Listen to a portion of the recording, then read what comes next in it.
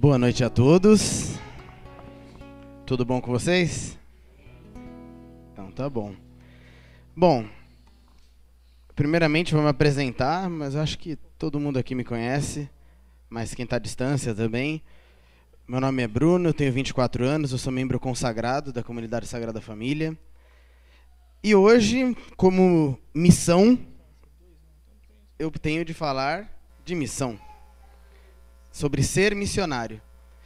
E esse ser missionário é exatamente o oposto do que nós estávamos falando aqui. Corações fechados não saem em missão. E sair em missão não quer dizer externamente ou fora da comunidade. E é o que a gente vai ouvir e partilhar juntos aqui. O que Deus quer de nós como missionários, às vezes a gente tem a ideia da missão de Paulo, por exemplo, de Pedro, dos apóstolos, né? Ou tantas pessoas que vivem a pregar o evangelho. Mas a missão que o Senhor tem para nós, ela é muito maior até mesmo que isso.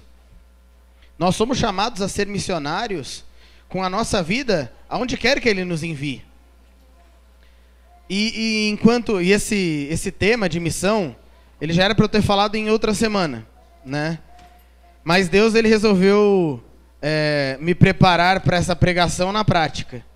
Então eu estou 1 mês fora da comunidade em missão, né? Estive em Assis, em Santos, em Campinas, né? Em Valinhos.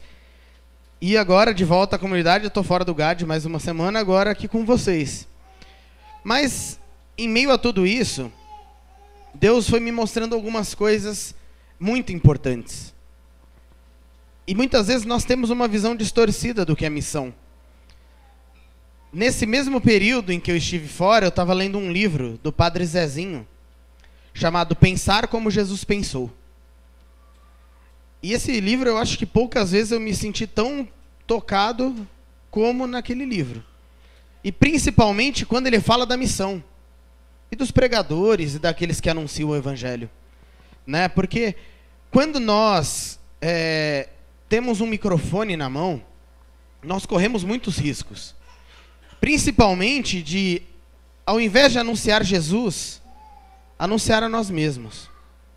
O Padre Zezinho, ele diz para nós tomarmos cuidado, porque ao subir ao telhado para anunciar Jesus, talvez nós não estamos querendo que vejam Jesus, mas quem está naquele telhado falando? E essas palavras dele, uma atrás da outra, me fizeram refletir sobre muitas coisas. Inclusive do que é ser missionário. Porque é possível que uma pessoa esteja toda semana pregando em diversos lugares, por tantos cantos, e aquela pessoa não é missionária. Ela pode ser tudo, menos um missionário. Porque missionário é aquele que cumpre uma missão dada por Jesus. E se aquela pessoa não está anunciando Cristo, mas sim a si mesmo, a sua glória, a sua fama, ou sei lá o quê, ela não está cumprindo missão nenhuma. Então ela pode ser, sei lá, um palestrante, ou qualquer coisa, mas não um missionário. E por outro lado, Deus me colocou a vida de Santa Teresinha, que é uma pessoa que não saiu por aí pregando, mas que é padroeira das missões. Então eu perguntava para Deus, como que podia ser tão oposto, né?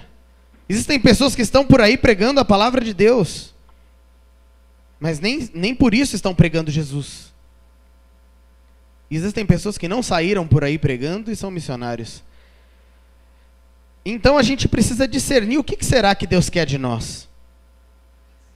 Porque Deus quer sim que pessoas saiam em missão. Mas Deus também quer pessoas que não precisem sair para ser missionários.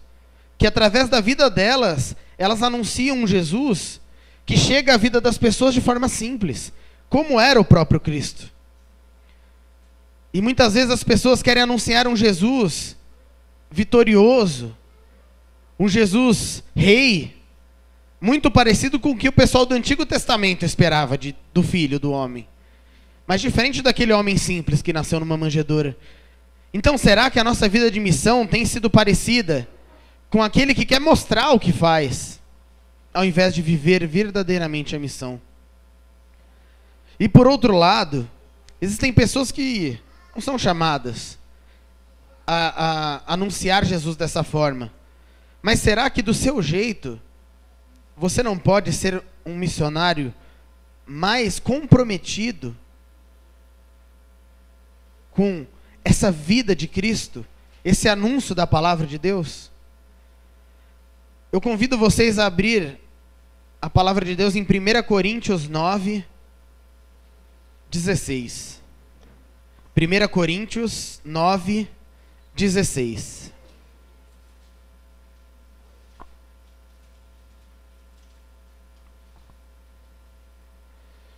Primeira Coríntios 9, 16.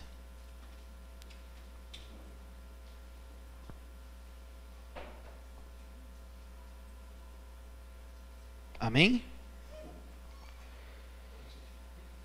E nessa carta aos Coríntios, Paulo diz: anunciar o evangelho não é glória para mim, é uma obrigação que se me impõe.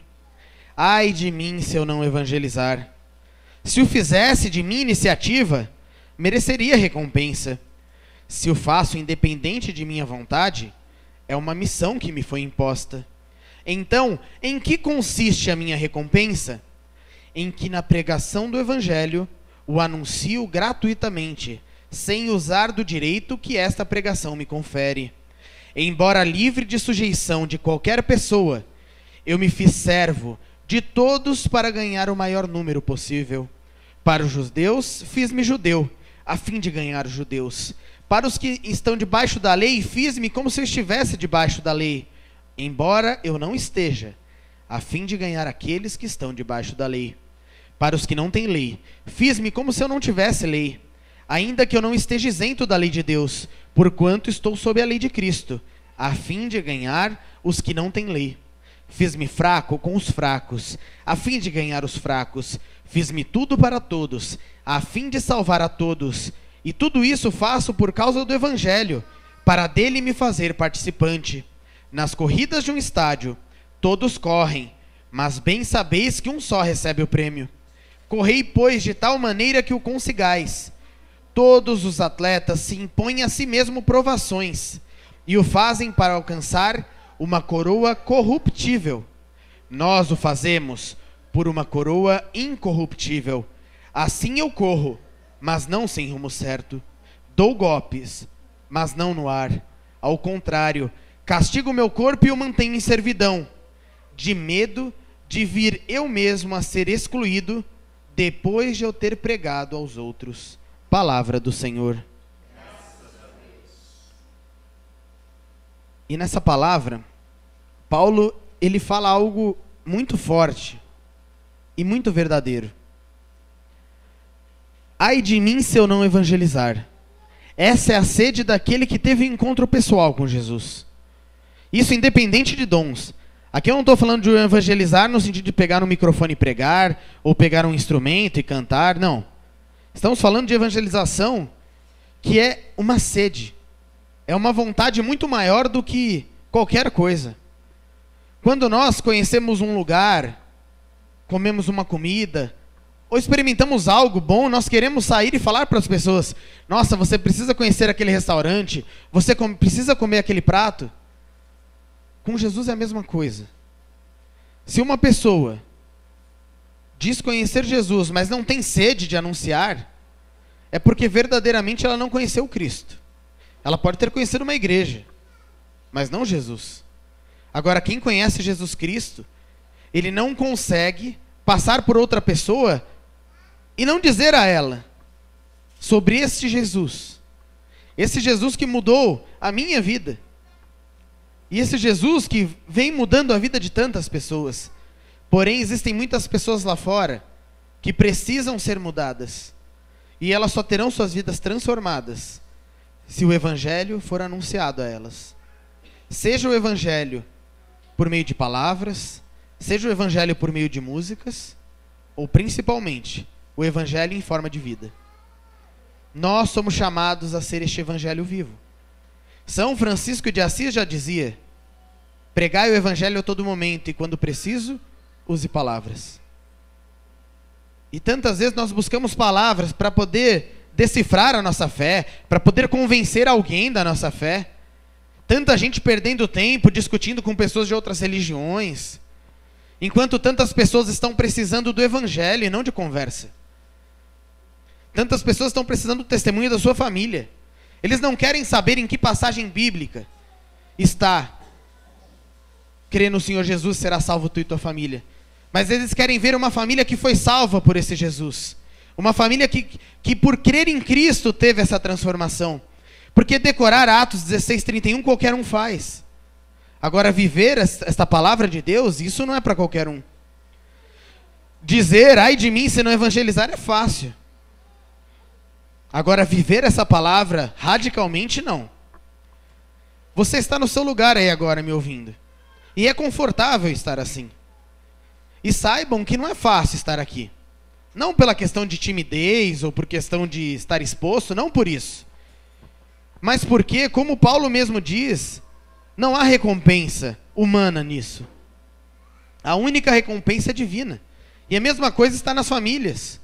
Anunciar Jesus, gastar os seus domingos, seus sábados, para ir no encontro, como a gente vê a nossa comunidade indo em tantos encontros, testemunhando a ação de Deus, não é fácil, porque essas pessoas têm coisa para fazer. Essas pessoas têm família, essas pessoas têm afazeres domésticos, afazeres do trabalho. Não é fácil. Mas elas não fazem por uma recompensa. Eles fazem por uma coroa incorruptível. E ele diz aqui dos atletas, porque nós vemos um país que nós vivemos, né, do futebol, e tantas pessoas que sonham em ser jogadores de futebol, e têm uma vida tão difícil para poder chegar a esse sonho, e tão poucos chegam. E eles ficam sem comer, e treinam não sei quantas horas por dia para conseguir essa coroa que eles querem. Quer um dia jogar num time grande, ter um bom salário, poder realizar o sonho da família. Muitos deles são humildes, né? Então querem poder ter essa possibilidade de mudar a vida da família financeiramente. Se eles se colocam diante de tanta coisa, ficam longe da família, viajam lá para o pessoal que vai lá para a Arábia jogar, vai para o Japão, vai para a Europa, vai para não sei aonde. Se eles fazem tudo isso por uma coroa que passa, pessoas que amanhã ninguém vai lembrar. Qual foi o time campeão brasileiro de 85? Curitiba. Qual a escalação do Curitiba de 85? Ficou difícil, né? Imagine o que esses caras do Curitiba de 85 fizeram para ser campeões brasileiros. Eles treinaram, eles se esforçaram. Muitos deles não tinham dinheiro, a mãe pagou do bolso, foi pro treino, virou profissional, conseguiu chegar ao topo do Brasil, campeão brasileiro. E quem é o time campeão brasileiro de 85? Quem eram esses jogadores? É uma coroa que passa. Agora eu pergunto para vocês, quem foi um homem que há 2000 anos morreu numa cruz? Ué, mas não tiveram vários, porque naquela época tinha crucificação o tempo todo. Essa é a diferença. É uma coroa que não passa. Porque morrer numa cruz qualquer um poderia, até um ladrão. Agora, ressuscitar dos mortos, isso só o Filho de Deus. E é isso que ele nos promete. Uma coroa que não passa. É ali que ele provou que a coroa dele não passa. É essa coroa de rei que ninguém entendia. As pessoas imaginavam um rei que viria no seu trono, mas a coroa que ele mostrou não era uma coroa de ouro, mas de espinhos. Uma coroa que não é fácil de se viver, mas não passa. E isso é o evangelizar. Isso é o pregar o evangelho. É bonito nós vermos homens como Paulo, que evangelizavam, e para mim é um modelo. Mas como é bonito ver homens como Padre Pio. Um homem que viveu lá. Tirando o San Giovanni Rotondo e Pietrelcina, é isso aí. Só que é um homem que transforma as vidas até hoje. No mundo todo. Homem que foi visto em vários lugares, mesmo sem sair de lá.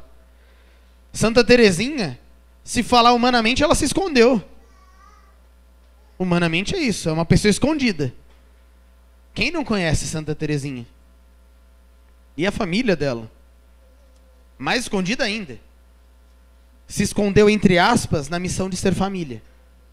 E nessa missão fez o extraordinário da santidade. A nossa missão não é sair e pregar, a nossa missão é ser santo.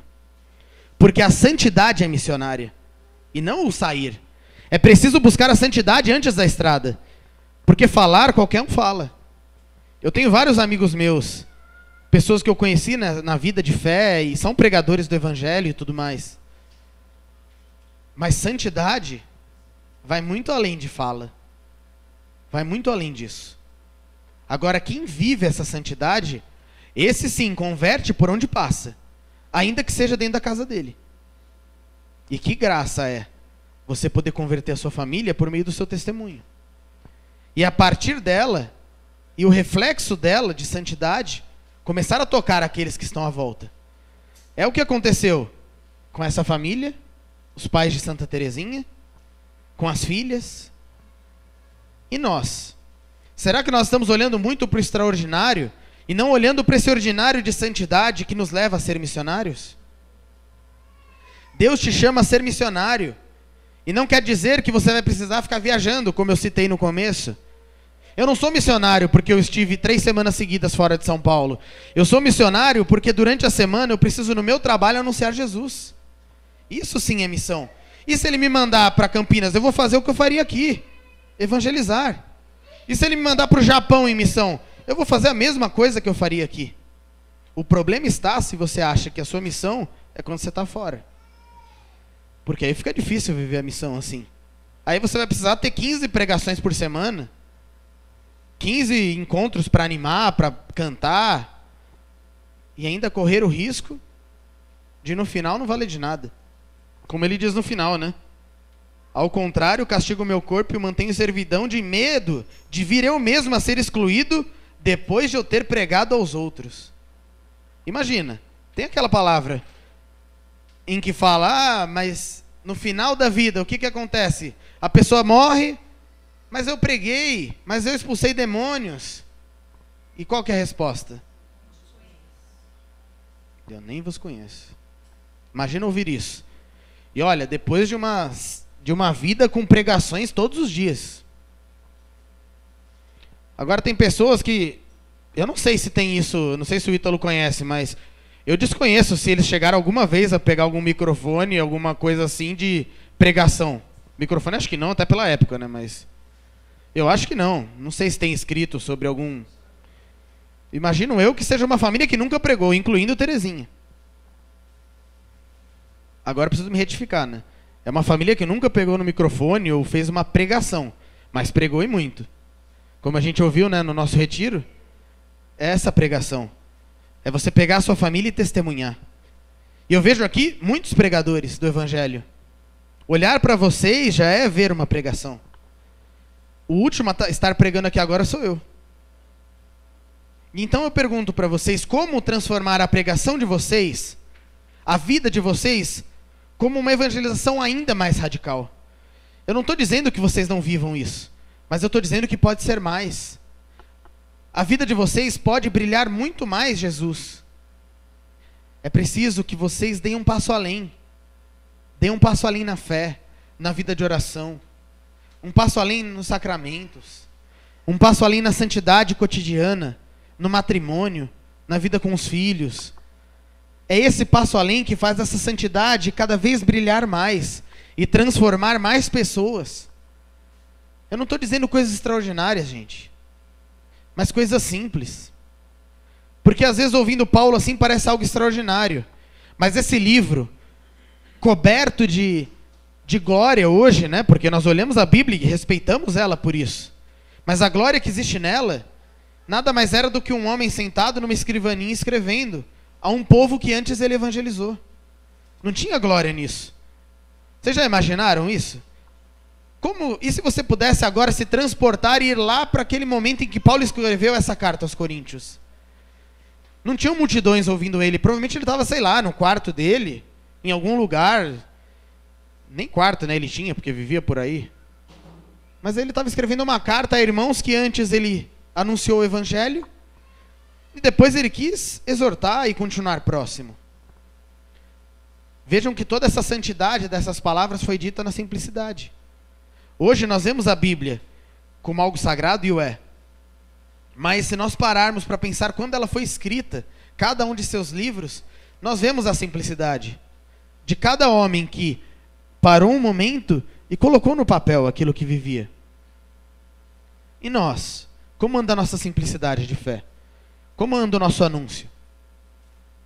Nós vivemos experiências cotidianas de Deus e ainda temos medo de anunciar, medo de falar às pessoas.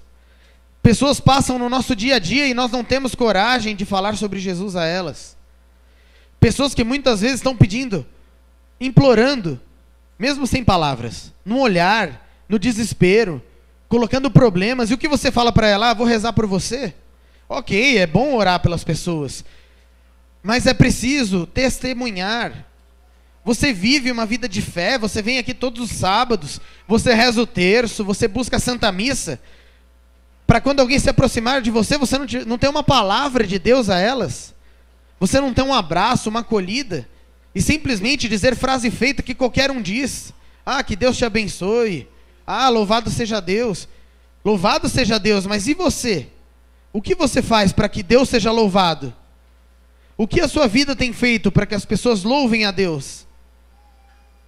E o fazer que eu digo não são coisas extraordinárias. Às vezes é nas pequenas coisas. Na semana passada nós tivemos a experiência, né? Eu fui com o Du, com a Sol, com a Rê, e nós fomos pregar um retiro para uma outra comunidade. E lá era uma comunidade que está começando. E até assim, eu me perguntava o que Deus queria, né?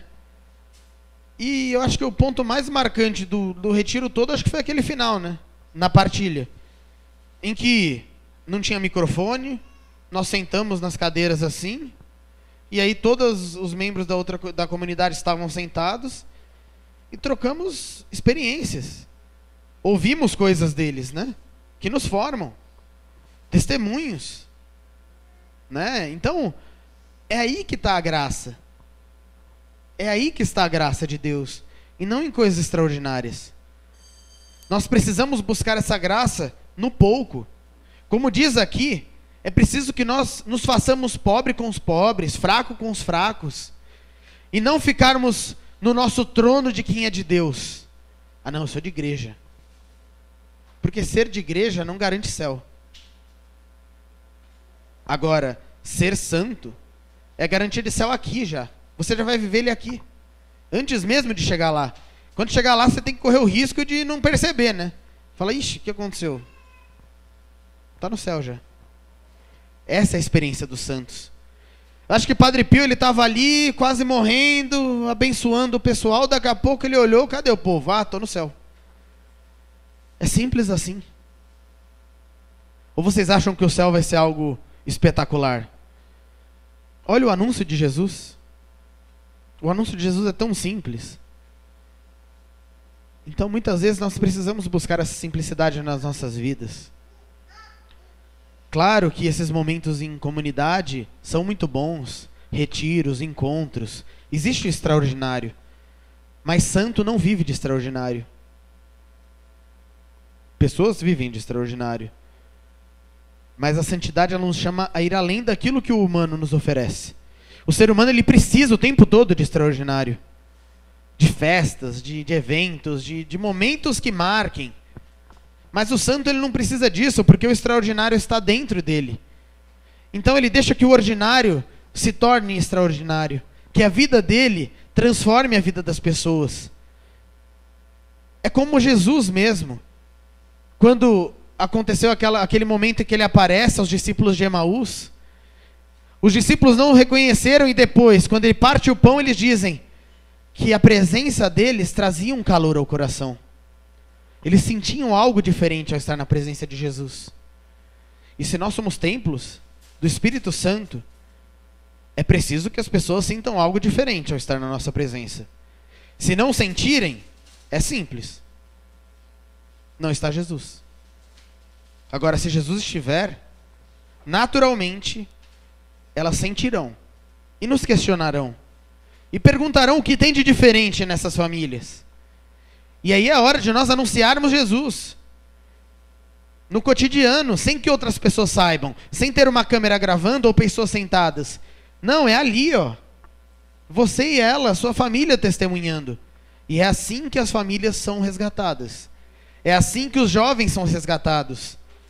Ou vocês acham que os jovens da comunidade são resgatados através do Retiro Amor Maior? Através do Retiro Amor Maior Team? Esses são momentos extraordinários. Mas o retiro passa, depois de 3, 4 semanas, o jovem já não quer mais. Mas é a hora de você estar lá. Estar junto deles. No momento que eles mais precisam. Isso não é tática de marketing de fé. Isso é missão. Nós não temos que fazer isso para encher os nossos bancos. Nós temos de fazer isso porque essa é a nossa missão. Nós vamos evangelizar não para que a comunidade encha de pessoas, mas porque é o nosso chamado. E se nós cumprirmos o nosso chamado de cristãos, naturalmente, a comunidade pouco a pouco vai ter mais pessoas, atraídas pelo carisma, atraídas pela ação de Deus. Agora, se a comunidade cada vez está mais vazia, é porque está faltando marketing? Ou é porque está faltando santidade? Pessoas que realmente estão preocupadas em buscar o outro. Isso não só na comunidade, na nossa, eu digo na igreja. A igreja como um todo. Nós vemos cada vez mais igrejas vazias. Mas será que não tem muita gente esperando, sentadas dentro dos bancos, que venham pessoas para ouvir a sua pregação, ao invés de ter pessoas lá fora?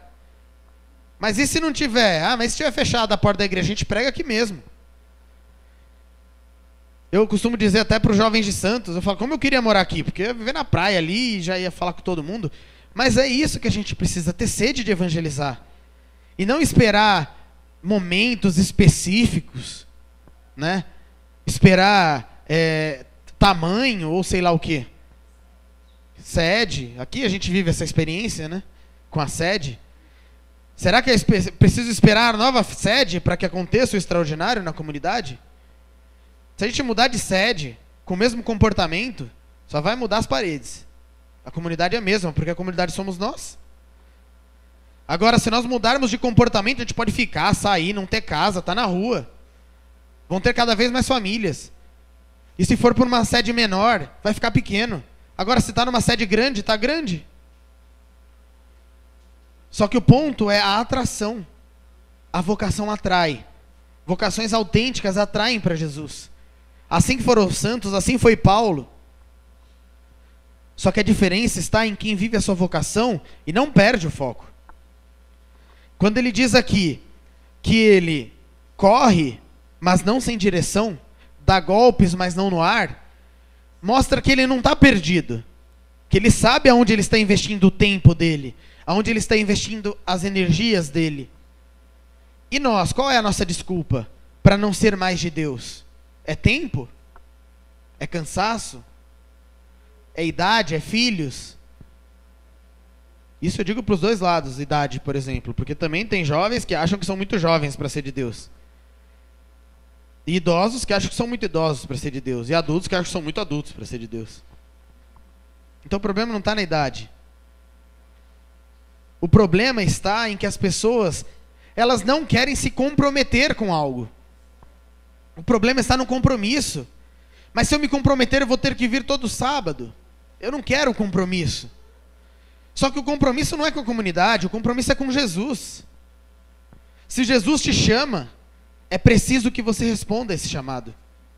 Agora, se você disser não a ele, é a sua liberdade. Mas o risco é, no final, ser excluído. E isso independente do que se faça. Agora, se nós temos um chamado, e nós ouvimos esse chamado, como foi com Samuel, por exemplo, você ouve um chamado. Ouvir chamado, tantas pessoas ouvem por aí. O jovem rico ouviu. Mas e aí, o que nós vamos fazer com esse chamado? Porque isso daí também está nas frases feitas, né? Jesus te ama, Jesus te chama. Deus tem algo grande na sua vida. Deus tem algo grande na vida de todos, senão ele não teria te criado. Então, ir além dessas coisas. Ir além do de sempre. Porque o mundo está cheio já de religião de sempre. A gente tem que pregar Jesus Cristo. Se nós pregarmos Cristo, nós seremos católicos. Porque a igreja foi criada por Jesus e para Jesus. E não para ela mesma, terminando nela mesma. Nós não pregamos o Vaticano, nós pregamos o Cristo. E é esse Cristo que criou uma igreja que hoje se encontra lá. Agora, contra-testemunho está em pregar o Vaticano. Porque o que acontece? Eu vou para lá para ser salvo? Então eu estou perdendo tempo aqui no Brasil, né? E não ia caber todo mundo no Vaticano. É isso que a gente precisa entender. A igreja ela é muito maior do que estruturas. Só que nós nos apegamos nela. Seja ela física, seja ela as nossas estruturas interiores, as nossas certezas, as nossas verdades. E nós? Como nós estamos saindo de nós mesmos para ir ao outro? É aí que está a evangelização. E não em sair fisicamente. E é isso que nós precisamos buscar. Nós temos palavras demais, testemunhos de menos. Nós temos músicas demais, ministros de menos. Nós temos consagrados demais, santos de menos. Porque símbolo, isso o Ítalo já falou 1000 vezes. Não tem ninguém recolhendo lá na porta do céu. Me dá seu símbolo, opa, Deus abençoe, está salvo. Ou então você vai chegar e falar: oi, eu sou o consagrado da Comunidade Sagrada Família, eu tenho uma vaga aqui. O Ítalo tinha falado que tinha uma vaga aqui, bonita, tinha até a imagem de Luiz e Zélia na porta, não tem um negócio assim? Aí ele fala: eu nem vos conheço. Ai. Não, mas você não está entendendo, acho que você não entendeu bem, viu? É da comunidade, sabe? A gente resgata famílias, não sei quantas famílias devem estar aí dentro por causa da comunidade. Mas você eu não conheço. Aí dói, né? E aí o problema é que não dá pra voltar, né? Se chegar nessa hora e ouvir isso, aí é problema. Aí você vai pensar que era melhor ter sido espírita, né? Só que não tem volta e não tem outra vida. Então é preciso que hoje, gente, a gente está em vida ouvindo isso. E não é de mim, não. Não sou eu que estou falando. Então é preciso agora tomar uma atitude. Uma atitude autêntica, verdadeira. Quantas coisas estão por aí para nos afastar de Deus? Para nos fazer estar cada vez mais longe dele. Mas Deus sempre nos chama. Ele sempre nos atrai. Nós teimamos, tentamos fazer do nosso jeito, tentamos fugir, e Ele sempre nos chama de volta. Será que nós temos a coragem de viver essa santidade proposta por Jesus, a fim de que mais pessoas o conheçam, a fim de que mais pessoas possam ter uma experiência com Ele? É preciso questionar a nossa vida antes de qualquer coisa. Na comunidade nós falamos de fraternidade, nós falamos de vida de oração, nós falamos de tantas coisas que são alicerces para uma vida cristã. Mas sem a decisão, tudo isso vai por água abaixo. Porque quem não se decide por Deus não vai rezar, não vai viver a fraternidade, não vai fazer nada, não vai ter compromisso nenhum, comprometimento, nada. Agora, aquele que se compromete verdadeiramente, não cumpre ritos, mas se compromete com a vida, esse sim terá uma experiência com Deus, e através dele Deus vai trazer a outras pessoas essa experiência. Eu espero que nessa noite vocês possam refletir sobre isso, e mais do que refletir, entregar para Jesus e pedir a Ele essa santidade.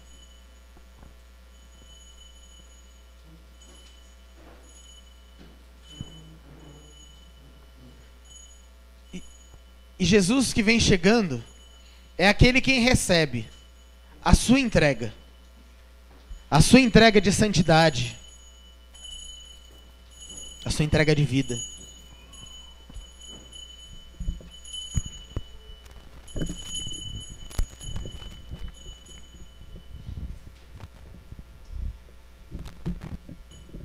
Nesse momento, já vá trazendo ao seu coração tudo aquilo que hoje ainda emperra a sua vida missionária, tudo aquilo que te afasta de Deus e não te deixa ser um verdadeiro missionário, que anuncia Jesus com a vida.